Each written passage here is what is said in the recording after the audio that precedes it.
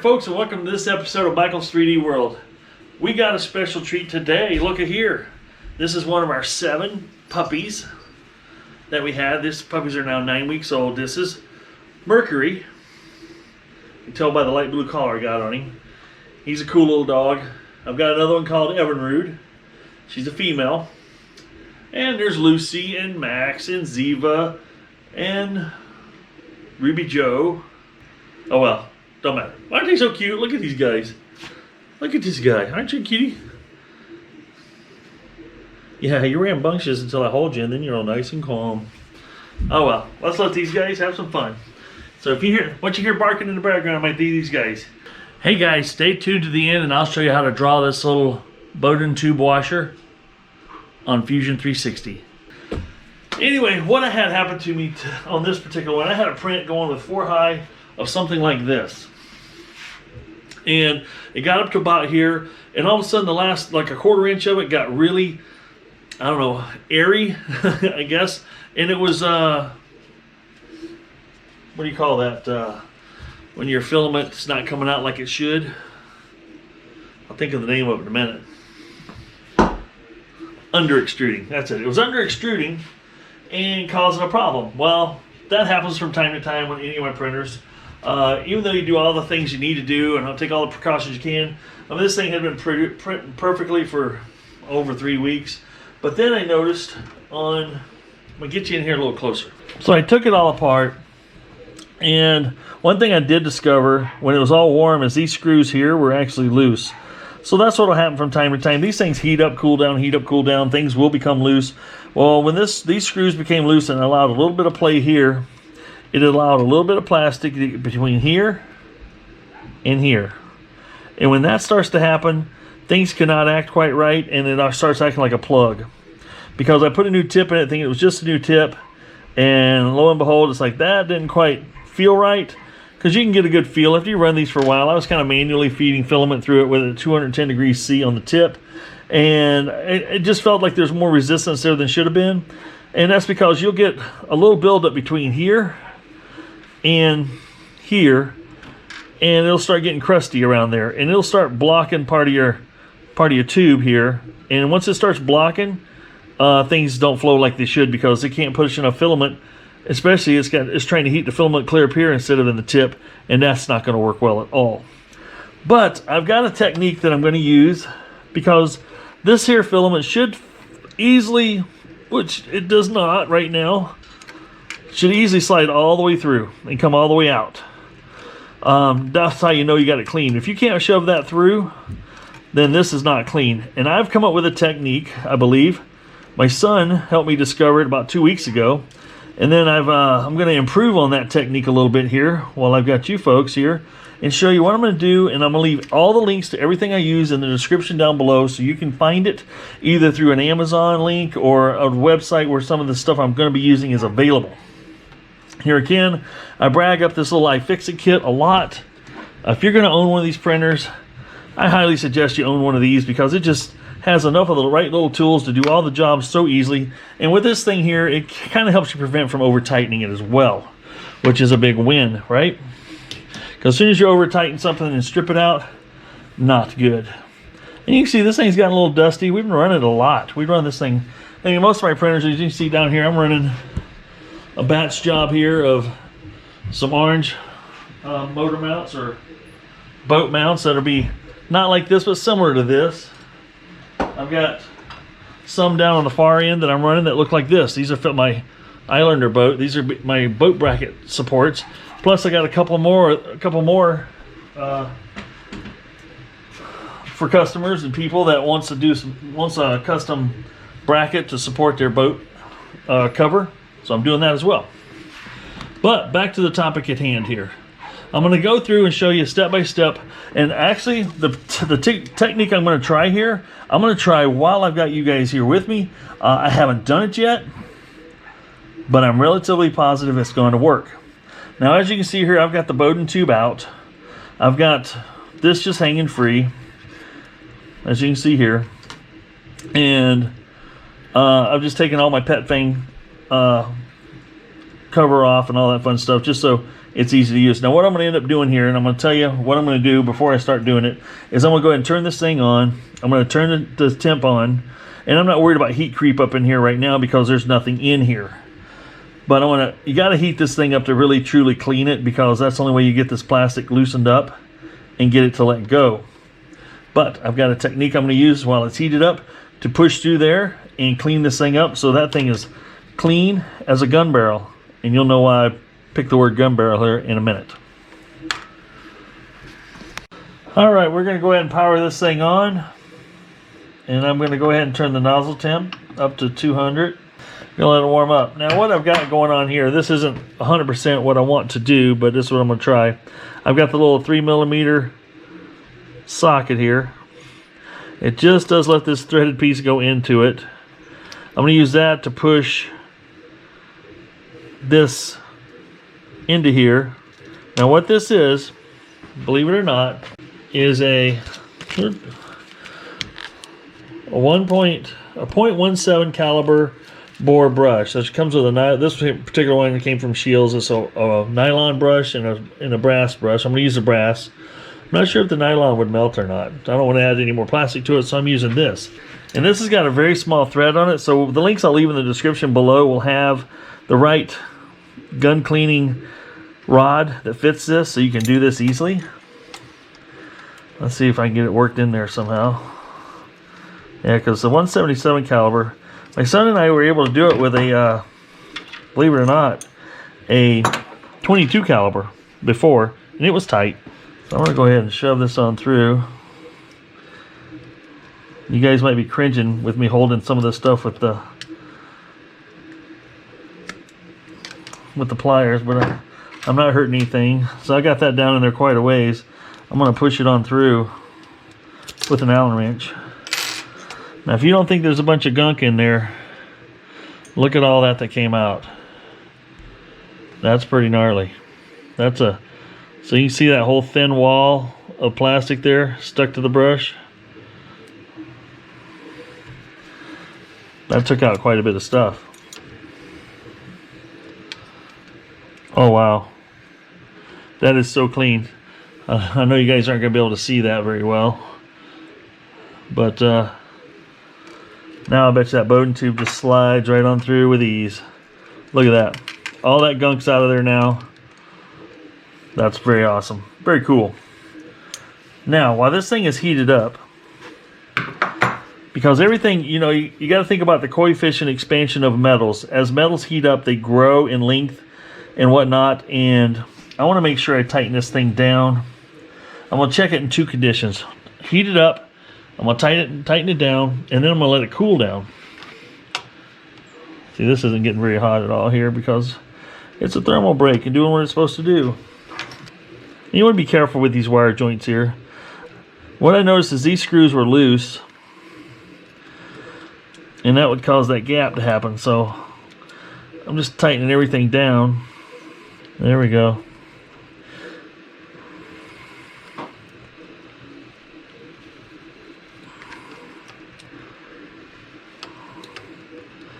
See, that just squished out some plastic. Yep, there's some plastic all gathered around here. I just squished that out just now. So now things are good and tight. That's the way you want them. Now the other thing I'm going to do while it's hot, because that's the best way to do it, because that's the condition you're going to be using everything in, I'm going to put a new tip in. Because if you ever notice when you're doing a cold pull or a hot pull and you're pulling your filament out and it doesn't pull out very easily, chances are something's jacked up in your tip here. That's been my experience so far. So we're going to go ahead and put a new tip in. And what I'm going to do is tighten this down. I'm not tightening it down just yet. So chances are you got yourself a little wrench with your kit. Whoops, wrong wrench. So as you can see, this is right there is bottomed out. I'm going to go ahead and back this off. Whoops. Now this is still hot. This is warming up on me. I can feel it. I'm going to back this off a half a turn. And with that backed off a half a turn, what you would want to do is shove your Bowden tube back in here. You can put your... Let me get this down here. There we go.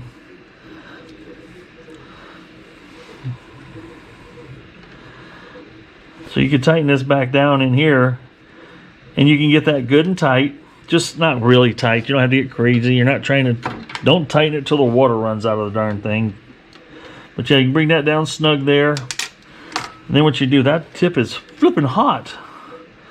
But then what you do is shove this all the way down till it stops, and you're bottomed out there against that tip. And with that bottomed out and this trapped, so it can't come backwards on you. And then you can put your little clippy in, which holds it tight in place like that. Once you're done doing that, where'd my wrench go? I just flipping had it. I dropped it. Dropped it like it's hot. Dropped it like it's hot. There we go. And now we'll tighten that up. And what that does, here again, you don't have to get carried away. Just snug it up. What that does is ensure that that tip is bottomed up against that Bowden tube, tight as tight gets. Now we'll go ahead and turn our temperature back off, because we've got our tip cleaned. And now we'll let it all cool down. And just be mindful of your little fan here that's running while you've got all this going on. Actually, I'll just put it right there and let it blow on it. Cool things down, so I can handle it faster. Anyway, that's the proper way to do that. Okay, now I'm going to show you option 2. And option 2, which is what I learned from a guy online, is CHEP, C-H-E-P. I suggest you go and check his channel out. He does a thing called Filament Friday and some other videos.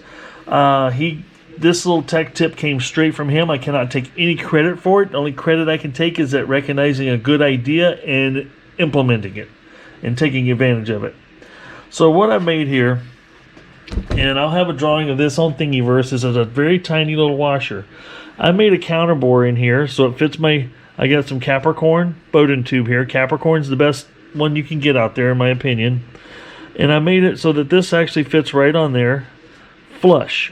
And then I also have a chamfer on this side that allows my filament to easily pilot into this tube. Now, what I've done here is taken some careful measurements. I've made this Bowden tube here 32 millimeters, just 32 to 32.5 millimeters long.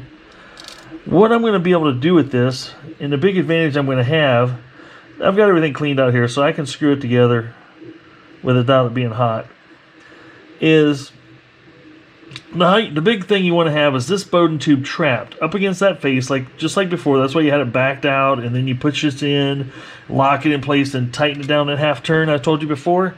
Well, that's to get you tight. So that Bowden tube is locked in. Now, the disadvantage you have with this main Bowden tube being all the way down here and locked up here is it can start to work on this little joint that you have here and cause a gap to start to create down here. With this thing moves up back and forth, it can start creating a gap, and that's where you start getting stuff trapped. Well, the beauty of this idea, and thank you very much again, Chip, is, let me show you. We can go ahead and tighten this down and get this snug where we want it. I can go ahead and put my little Bowden tube. I'm going to go ahead and just stick it on here because it kind of just sticks. And I printed this out of ABS. Now this, because you don't have any heat creep, you shouldn't be having any heat coming up in here anyway. You could probably get away with PLA or other filaments. I happen to have a ABS, and you could print ABS on your printer. Most likely on your Ender 3. That's what I've got here. So now I'm going to put this in here, just like that. And I'm going to take this and tighten this down.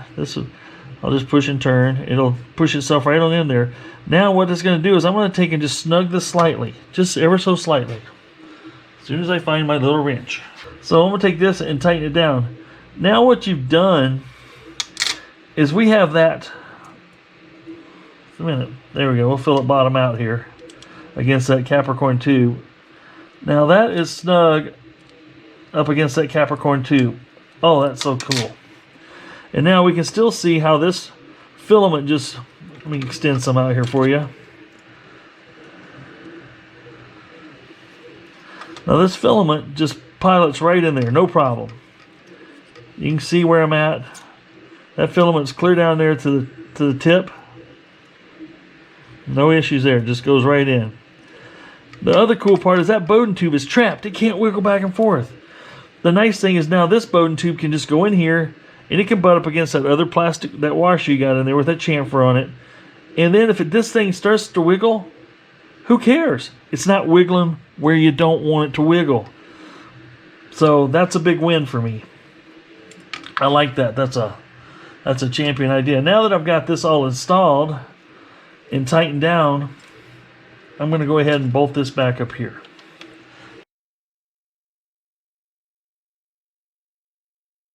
Now, as you can clearly see, this is where the old mark was, where it used to be here. There's nothing wrong with this tube here. I'm just going to leave it as is.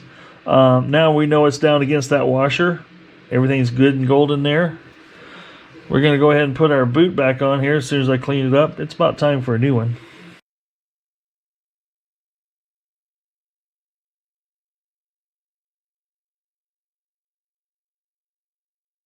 After I'm done leveling the bed, then I like to print something called a single layer disc. It's basically a single layer thickness, a disc about yay big around. I print one in the middle, and there's 5 total in a pattern like on a dice. And then I'll print a skirt around it. That way I can actually fine tune my bed leveling while I'm watching the print to make sure it's doing what I want it to do.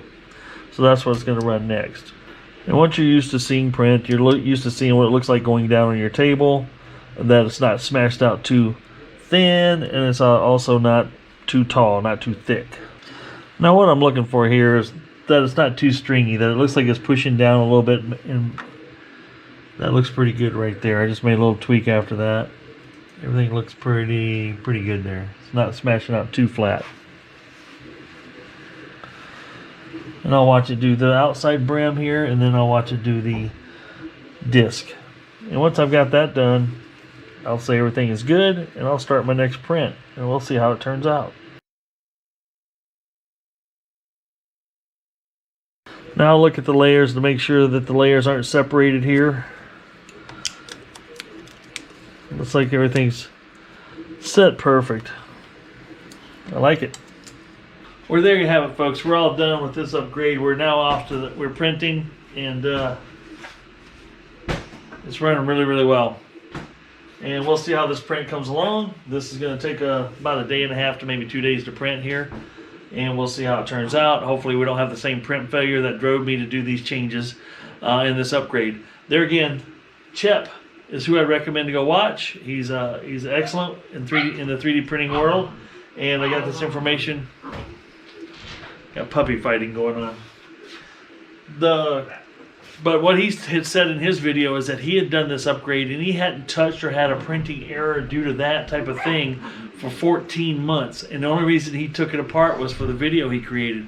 So he had that's a pretty good track record. 14 months, I mean, my goodness. I've currently had this one apart 2 to 3 times already, and I've only had this one for maybe 3 months now. I think maybe 3 months, not even quite 3 months. But that's why I decided to go ahead and do this particular fix on it, because there again, I'll be able to see this video. I'll know when I did it, and if I have to go in there and do anything else to it, I'll be able to give you guys more feedback on how that held up. So, hope you guys enjoyed this video. I hope you found it helpful. Hope you found it informative. This was just, I think it's something everybody should know, learn how to do. Don't be afraid to stock up on some tips. Have yourself some extra tips, some Bowden tubes, some, those little quick couplers there for your Bowden tube. I've got a little tray that I keep all that stuff in. A little, when you get your Bowden tube connector or kit, there's a little cutter that cuts it off nice and square. I'll leave links to everything that you need to have in the description below. Things you should probably stock up on. Things you should have on hand, because there's nothing worse than wanting to print and find out, oh shoot, I don't have this and it just quit on me, and now I've got to wait 2 to 3 days for it to show up before I can continue to print. I'm only down for a little bit to figure out what's going on, fix it, and I'm up and going, and I'm printing again within an hour or two. Because when you got to wait 2 to 3 days, and I've got prints, most of my prints I do here, like these prints here, they're going to run for a couple of days. It's not unusual for me to do 46 I'm sorry, 24, 48, and 72-hour prints. That's not a big deal for me. I've been doing that quite a bit because a lot of the stuff I'm designing takes a little while to build. So you guys get out there, do something fun, create, design, inspire others. Don't be afraid to jump into your 3D printer, learn a little more about it. I'm here to share everything I learn as I go. There again, I've only been doing this for a very short amount of time. Gained tons of knowledge on 3D printing.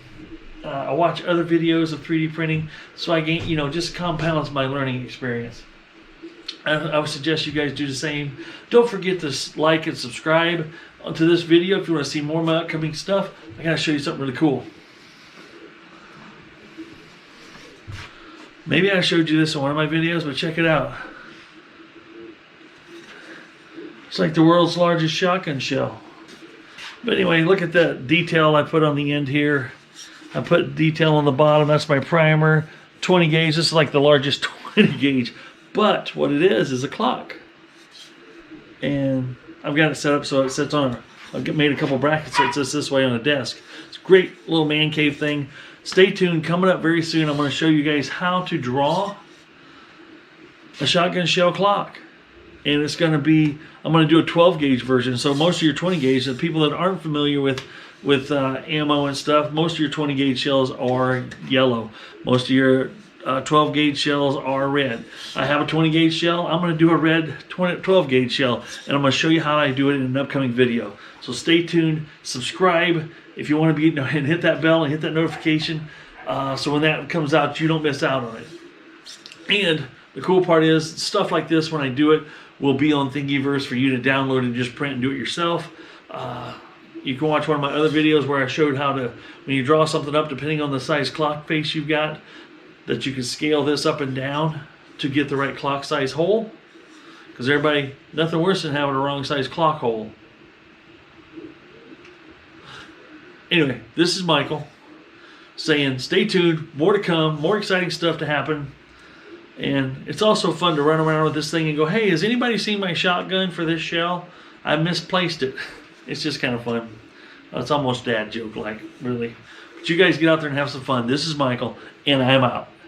As promised, folks, we're going to go ahead and show you how to draw this little Bowden tube washer right here. This little device here will make your printing days much easier, according to Chip, and I hope to experience the same thing myself. So let's get busy drawing this up, and I'm going to show you how to do it step by step. We're going to start off with a new design, and we're going to go into sketch mode, which is this right here, create a sketch. And I'm going to select this surface right here. We're going to flip this to the top mode, and basically I'm going to grab circle diameter here, right there. We're going to draw a circle with a diameter of 8.6 millimeter. Now I'm drawing this for you guys to show you exactly what I used and what worked for me. So let's bring that on up a little bit bigger for me. Then we're going to draw another circle inside that, which will be your ID, which will be 2.2 millimeter. And we've got that much drawn. Now let's go ahead and finish sketch and extrude this. And we're going to extrude this right here with the extrude. We select that surface. We're going to extrude it to 3 millimeters long. Now let's rotate that around and I'll show you what it looks like. So now we have our 3 millimeter little washer. Let's start adding some features to this washer. I can't talk today. Let's go back into our sketch mode, select that surface there. I'm going to draw another circle, center point diameter, and this one's going to be 4.3 millimeters. This will fit over our Bowden tube. As you can see there, I've got my 4.3, and I'm going to finish sketch, 4.3 millimeter diameter. I'm going to grab that and I'm going to extrude that down. So you see the arrows going up, I want to go down. So this is going to be a negative 1 millimeter. And there it is. There's your Bowden tube area. This is how fast this happens. On the other side, I'm going to do another sketch. Select this surface. Actually, I'm not going to do a sketch here. I take that back. I apologize. This, I'm going to do a chamfer. So we're going to modify chamfer. This is going to be equidistance. So you got different options here. We're going to be equidistance. We're going to select that little feature right there. And we're going to make that 1.5 millimeter. And just like that, we've made the chamfer. This is going to be what your filament tube goes down in from this direction here. So we're going to hit OK. We like that. Now I want to put a radius, a fillet, on here and here. And I believe I did I can't remember. I think it was a 0.5. Looks about right. And just like that, it's drawn. Now I printed this in this direction. You want the chamfer part facing down because it will fill it. It will make that chamfer going this way. If you try to do it from this side down on your build plate, you'd have to use some support material to create this face. And if you do it the way I'm doing it here, you won't need that. It'll print out just fine like this. Like I said, this surface here with the chamfer pointing down towards your build plate. And that's all there is to it. And I will have this thing on Thingiverse. Don't worry about that. If you want to download it, it'll be there for you to use and print your own. I printed this one out of ABS. It has a little different shrink rate. If you print it out of PLA, it should be just fine. Theoretically, there's no temperature should ever get up this high into your. If you get that much temperature going up into this area, you've got bigger problems. So there you go. That's your little drawing lesson for today. And get out there and create and have some fun.